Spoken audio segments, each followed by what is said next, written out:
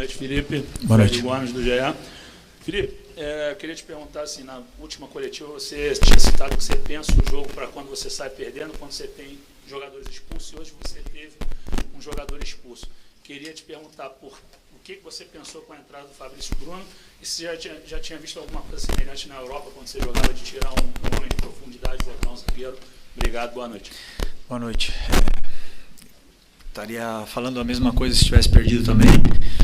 Penso em todas as possibilidades dentro do jogo, anoto. Pode ir? Pode continuar.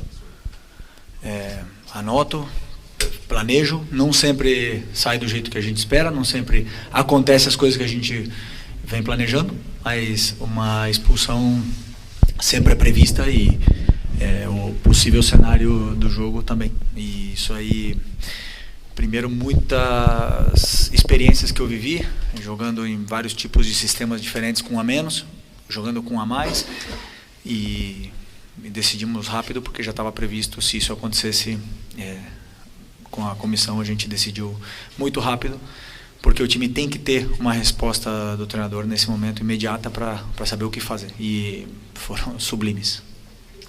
Sidão, boa noite, Felipe. Tudo bem? Noite. Sidão Marinho da Litoral News. Queria que você falasse um pouco do seu sentimento ali na hora da expulsão do Bruno Henrique. Foi um pensamento muito rápido, até parabéns por isso. Você leu muito bem o jogo na minha visão. E no intervalo, qual foi a tônica que você usou com seus jogadores para manter o ímpeto? Porque, pelo menos na minha visão, eu não vi aquele jogo onde parecia que o Corinthians faria um gol a qualquer momento. Eu vi um Flamengo, mesmo com um a menos, igualando as coisas dentro do gramado. Obrigado. A expulsão do Bruno foi uma pena, porque para mim era o melhor jogador em campo até o momento. Estava sendo um perigo constante pelo lado do Mateuzinho. Estava atacando bem, estava defendendo, estava correndo o que mais. E, obviamente, um jogador desse calibre tão importante, perdê-lo, não só perder ele e ficar com a menos, é um golpe importante para a equipe. Mas eu tenho uma equipe, um grupo de homens fantásticos que tenho que exaltar. O que eles fizeram hoje no campo, o que eles correram, o que eles se doaram é louvável. Mesmo se tivesse vindo aqui com outro resultado, eu teria falado a mesma coisa. Eu estou muito orgulhoso do time que eu tenho, da equipe que eu tenho na mão. Conheço esse grupo, já falei como ninguém, e sei perfeitamente a fome e a ambição que esse grupo tem de ser campeão e de ganhar. E eu sou, como falei também nas outras vezes, sou um privilegiado de poder liderar esse grupo. Felipe, Raíza Simplício aqui da Gol Brasil. Na hora que acontece a expulsão do Bruno Henrique, e até uma parte também do segundo tempo, muita gente esperava a entrada do Michael, né? Eu queria saber como é que está a situação física dele e por que ele tem tido menos minutos, assim, na minha visão, nos últimos... desde que ele voltou de lesão. Michael, jogador importantíssimo para mim, um jogador determinante, tem gol, tem um contra um, tem drible, tem tudo que um extremo deve ter. Adoro ele, joguei com ele, fui muito feliz do lado dele, e teve uma lesão muito grave, muito grande, e ainda está recuperando o seu melhor momento de forma. E era uma troca certa hoje, o Michael era uma troca certa, porém com uma troca que fizemos no primeiro tempo e a segunda depois com a lesão do Nico, me deixou só com mais uma parada, né? Então eu tive que segurar o máximo possível essa parada, por se alguém não aguentasse até o final, porque estava correndo muito, por se alguém tivesse mais uma lesão, e eu tive que aguentar a última troca, que foi o Plata, até o final. Então o Michel não entrou por um motivo tático hoje, mas é um jogador que vai ter os minutos praticamente todos os jogos, porque, como eu te falei, um jogador muito importante, e eu quero ter a melhor versão dele o mais rápido possível, e estou fazendo de tudo por ele e por todos. Felipe, Isaac, Flavoagem. Felipe, há muito tempo que o Flamengo não consegue desempenhar um papel de conseguir segurar um jogo, de conseguir segurar o emocional. A gente viu isso aí em outras competições saindo, não conseguindo segurar dessa maneira. O que você fez para que esse grupo resgatasse isso? Se jogar segurando o jogo, sem aquela catimba que a gente conhece no futebol sul-americano, mas jogando com cabeça, com consciência, você vendo o olhar dos jogadores, da postura deles, que estavam realmente ali jogando, deixando o Corinthians correr atrás e o Flamengo jogando para poder conseguir o resultado. Primeiro de tudo, um grupo que cria jogadores grandes, jogadores gigantes, que crescem nesses momentos. Nos grandes clássicos, nos jogos mais importantes, em finais, são jogadores que são decisivos. Eu tenho um grupo de jogadores decisivos. E a primeira troca que eu fiz foi um jogador de seleção brasileira. né? E então eu sei o que eles vão me dar, eu sei o que eles vão render. Então, assim, simplesmente eles têm que continuar acreditando neles. Eu não tenho feito muito mais do que dar soluções táticas, porque eu sei do que esse grupo quer, eu sei o tanto que esse grupo quer ganhar. Tanto é que tu vê como os jogadores saem do campo exaustos, eles dão a vida um pelo outro, pelo companheiro, eles se abraçam, eles saem machucados do campo, eles saem sangrando do campo. Então esses meus jogadores querem mais que ninguém. Então quando não conseguem atingir o objetivo, abala, claro que abala. Porque jogar no Flamengo, o maior time para mim do Brasil e um dos maiores do mundo, você quer botar a sua foto na parede, quer fazer história. E quando não consegue, dói. A gente quer fazer história aqui. Felipe, Rodrigo Cerqueira, Globo. Durante o primeiro tempo, eu observei que o Rossi foi algumas vezes conversar com você, no segundo tempo já o Davi Luiz. Como é que é essa relação também com os mais experientes? Porque você sempre foi muito falado por ser um técnico dentro de campo, ajudar taticamente, treinadores e companheiros. Como é que é essa relação também desses mais experientes que você está tendo agora, de te auxiliar de algum certo modo, conversar sobre características do jogo, talvez até mudanças, enfim? Então, antes do jogo, estudo, faço uma leitura ofensiva, defensiva, todas as fases do jogo, e tomo as minhas decisões, mas eu deixei bem claro para eles, né? Porque eu preciso não é da opinião, senão do que eles estão sentindo, porque eu preciso dar para os jogadores as soluções segundo também a cabeça deles, do que eles querem, o que eles pensam, para a gente poder chegar num termo bom. E eu tenho conversado muito com o Davi tem me apoiado bastante nisso, me dando bastante feedback do que o grupo sente, muitas vezes. E não só ele, senão os capitães todos vêm me ajudando muito nesse papel, para depois a decisão é minha, a decisão de como a gente vai jogar, quem vai para o campo, quem é titular, quem é reserva, o sistema que a gente vai jogar, a estrutura, as mudanças táticas, os planos de jogo, tudo sou eu. Então a responsabilidade é minha, mas eu gosto de saber, por exemplo, o Rossi, que fale para mim o que eles estão sentindo, o que precisa naquele campo, porque muitas vezes o treinador não vê tudo, né? Então, por mais que a gente tenha uma comissão, uma equipe gigante, mas é bom saber a sensação do jogador. Felipe, boa noite. Boa noite. Pronto. Essa tosse está brava também, turma. Felipe, o que acontece? Você teve o seu primeiro revés na quinta-feira, o Flamengo tendo muito volume no primeiro tempo, infelizmente, dois contra-ataques, tomando ali 2 gols e perdendo para o Fluminense. E aí, a torcida liga um sinal de alerta, começa a se falar muita coisa, você conhece bem o Flamengo, sabe como é que funciona. Queria saber, assim, como é que foi a sexta e o sábado seu com o grupo, para manter o grupo confiante, assim, ó, o Flamengo tem a vantagem, a gente tem que ir lá, tem que jogar. É óbvio que a torcida do Corinthians, por ser um time de massa, vai fazer uma pressão, vai ter tudo aquilo que envolve um jogo desse tamanho. Como é que foi, assim, para você, para manter o grupo confiando e manter o grupo atento nesse jogo? Boa pergunta. Um dia depois do jogo do Clássico que a gente perdeu, com certeza deve ter sido uma das piores noites minhas no futebol. A primeira derrota doeu muito. Na manhã seguinte, eu acordei, eu entrei no CT e me animei de novo. E recebi uma mensagem do meu grande amigo René Simões, que parecia que estava dentro do meu cérebro, falando tudo que eu estava sentindo. E tive uma troca com ele dessa primeira derrota como treinador profissional. É uma experiência interessante, dura, mas claro que ia chegar, eu sabia disso. Uma coisa é certa, eu tenho plena certeza do que eu acredito, das minhas convicções, do que é o jogo, das minhas ideias, e eu não vou abrir mão disso. Ganhando ou perdendo, eu vou continuar na linha.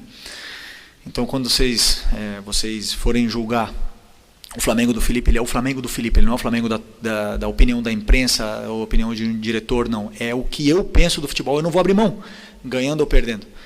Porque eu penso o futebol dessa forma. Então eu me animei, claro, contagiar o grupo. Temos que uma oportunidade gigantesca de jogar uma semifinal nesse estádio, nessa atmosfera incrível. E os jogadores obviamente que querem ser campeões. Felipe, boa noite. João Paulo Thiago, Jornal Globo. Parabéns pela classificação final. Você falou da decisão rápida que você e a sua comissão tomaram e tinham que tomar, segundo você, depois da expulsão do Bruno. Eu queria entender um pouco mais qual foi o seu pensamento ali na hora para colocar o Fabrício Bruno em uma linha de 5 no time. O que você pensou do jogo naquela hora? Obrigado. O plano de jogo, né? É uma estratégia onde não vou abrir muito, mas assim, o meu pensamento primeiro era proteger a defesa e entregar a bola para o Corinthians. Entregar a bola para eles e saber que eles iam ter que criar, porque muitas vezes a gente vai pressionar, corre muitos riscos e eles têm jogadores rápidos na frente. Então, a partir desse momento, entregar a bola para o Corinthians e a gente sabia dos jogadores, das capacidades, por exemplo, que a Arrascaeta tem de não perder a bola, do Gerson não perde a bola. O próprio Eric, que fez um jogo extraordinário, e não perde a bola, ou perde pouca bola. Então, são jogadores que conseguem segurar e fazer a equipe avançar. Esse foi o meu pensamento. Então, a partir do momento que eles iam forçar alguma jogada, a gente teria jogadores aí para conseguir tirar o time de trás e eventualmente ter chances de gol. Boa noite, Felipe. Gabriel Foca na Paparazzi Rubro-Negro. Felipe, no lance do gol anulado, assim que a bola entra, a gente percebeu que o Arrascaeta virou meio que comemorando e apontando para você como se você tivesse falado alguma coisa para ele antes da cobrança ou em algum treino. Queria que você falasse o que rolou nessa comemoração com o Arrascaeta. Automaticamente, assim que a bola entra, sai apontando para você, como se você tivesse dito, né, que essa jogada ia sair, a bola ia entrar. Obrigado. Uma comemoração normal com um jogador importantíssimo, e como a gente vive tanto o futebol, simplesmente nos demos um abraço ali e comemoramos juntos. Infelizmente, um gol, não sei a linha, não consigo entender muito bem, mas foi anulado.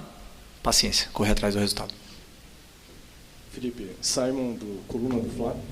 Você já falou sobre a alteração ali, da mudança, a estratégia, quando tirou o Gabigol e colocou o Fabrício Bruno, mas a minha pergunta é, o Gabigol, que tem sido bastante questionado nos últimos jogos, né, que não tinha oportunidade com o Tite antes e está tendo oportunidade novamente com você, ele virou essa primeira opção pelo mau desempenho dele hoje, ou foi realmente só uma questão estratégica?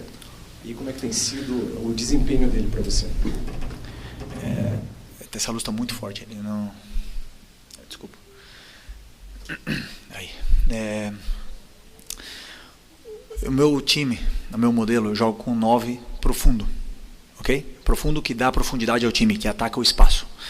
O Gabi tem essa função no meu modelo de jogo. O atacante, o 9, tem essa função.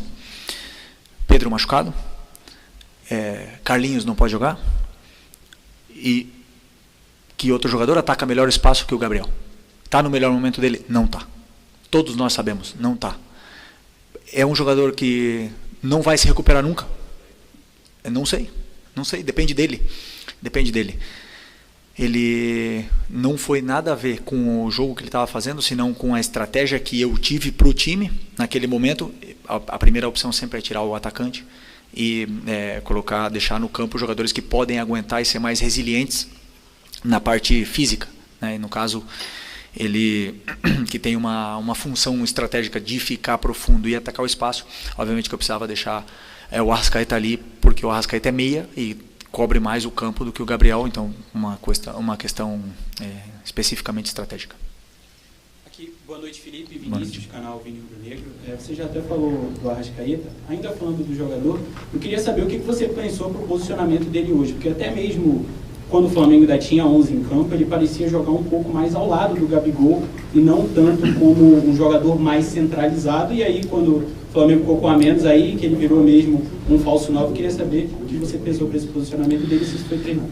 Não, o posicionamento não estava correto nesse momento, era uma coisa que eu estava tentando corrigir, né, dele e do Gerson. Eles não estavam bem posicionados do jeito que eu queria, e o posicionamento dele era um pouco mais perto do Bruno, mas ele tem a tendência, né, de ficar mais alto, mas eu acredito que tenha sido pelo número de erros que a gente teve com a bola no começo do jogo, de domínios, de um gramado muito diferente, estava escapando muito a bola do nosso pé. Demos um pouco de contra-ataque, de transições para o Corinthians, ele acabou correndo demais e perdendo esse posicionamento dele depois quando a gente tinha a bola, mas era uma coisa que eu estava tentando corrigir o tempo todo, gritando para ele poder corrigir esse posicionamento. Boa tarde, professor. Boa noite a todos. Professor, o Flamengo é o clube que mais chegou a finais de Copa do Brasil. Eu queria saber qual que é esse segredo, qual que é o emocional para jogar mais uma final. 10 finais. Eu e o Diego Ripa, a gente sempre comentava, né, que o pessoal cobra o título, Mas como é difícil chegar todo ano em finais. Como é difícil. Todo mundo quer estar na final. São muitos times que jogam. Todos eles querem estar disputando. E o Flamengo está ali todo ano. Copa do Brasil, Libertadores e Brasileiro. E às vezes até peca por querer ganhar todos, né? É difícil o calendário, mas com o grupo que tem e com o elenco que tem, né? Tirando as lesões, infelizmente, que a gente teve essa temporada, o Flamengo pensa muito grande, né? Então, e como eu repito, não é fácil estar nessas finais. E o grupo, eu estou completamente tranquilo, porque são jogadores acostumados a jogar finais. São jogadores acostumados a estar ali todo ano brigando, todo ano se exigindo ao máximo, não perdem a fome, não perdem a ambição, ao contrário, querem mais fotos na parede, querem mais história, e aí o emocional fica mais fácil, porque são jogadores que sabem lidar com esse momento. Felipe Luiz, boa noite. Gil Carvalho, Rádio Superando Gigantes Esportes.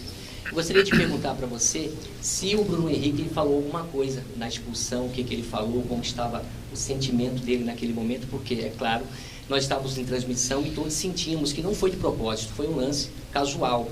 E o sentimento dele, não é um jogador violento, deveria estar ali com bastante pesar. Você poderia expressar o que ele te falou, coisa do tipo? Por favor. O Bruno é um cara muito emocional, assim, ele sente muito, né, as derrotas, ele sente muito esses tipos de acontecimentos. Ele sente muito quando o juiz erra também, né? Ele é muito emocional, ele bota para fora demais. E é um jogador que deixa a alma dele pelo clube.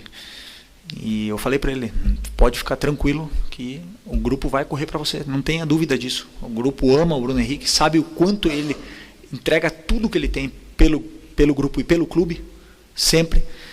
E foi uma pena, porque a expulsão é justa, mas nem tudo foi justo nesse jogo.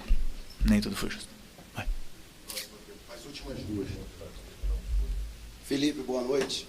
Descendo para cá para a coletiva com dois amigos cronistas, um deles disse que você, discípulo do Jorge Jesus, teve uma tarde de Diego Simeone.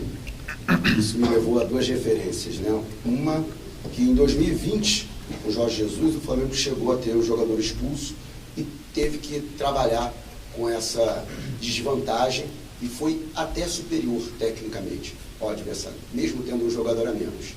E o Simeone, que muitas vezes costuma sofrer, entre aspas, mas consegue ensinar o seu time a sofrer. Queria que você falasse a respeito dessas duas referências. Bom, aquele jogo com o Jorge Jesus, a gente foi praticamente a mesma coisa. Contra o Independente Del Valle, temos a bola para eles, esperamos nosso momento de atacar e no Maracanã foi um show aquele jogo, né? Hoje era muito difícil, um jogo muito complicado, num estádio muito difícil de jogar, num gramado muito rápido, o adversário com todas as vantagens. Então, como eu falei antes na outra pergunta, tem muitas experiências jogando com a menos, tem muitas experiências jogando com 2 a menos e com jogadores a mais também. Então acho que estou aqui agora falando com resultado positivo na minha frente, mas a decisão que a gente tomou foi firme, convicta. Como eu falei para vocês, eu tenho convicção do que eu faço. Nem sempre vai dar certo, nem sempre vai ser o caminho certo, mas o que eu falo, esses jogadores eles acreditam tanto, né, e querem tanto que acabam fazendo acontecer. Professor, última da coletiva. Boa noite, Felipe. Ângelo Furtado, Time Web Sport. Felipe, aos 26 do segundo tempo, houve um toque de bola na mão do Garro, né? E aí o Daronco, ele foi e falou que o Gerson estava voltando de um impedimento. Queria saber qual foi a tua análise ali na beira do campo, se foi pênalti, se não foi. A sua análise você teve? Eu não vi ainda, confesso que eu não vi ainda nenhum lance desses e não gosto de falar de arbitragem. Eu não vou falar do Daronco, adoro o Daronco, adoro ele. Mas só a única coisa que eu peço é que respeitem o Flamengo. Porque o que eu sinto, e já sentia como jogador e como treinador, é que, ou você é com o Flamengo, ou você é contra o Flamengo, todos os outros clubes, então é mais fácil sempre ir contra o Flamengo. Sempre é mais fácil ir contra o Flamengo. E se o VAR tem uma dúvida, é contra o Flamengo. E isso aí me incomoda bastante. Então a única coisa que eu peço aqui é que se respeite o clube. E que faça o que está na regra. Que façam o que é certo. E se falam que o VAR como é que falam?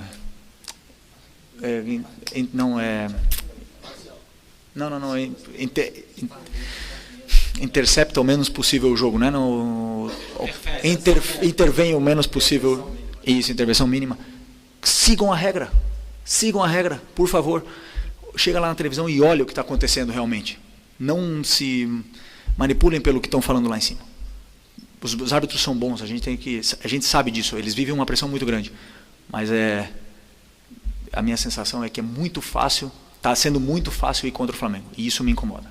Isso é a única coisa que eu quero, não quero vantagem, eu quero que sejam justos. E pronto.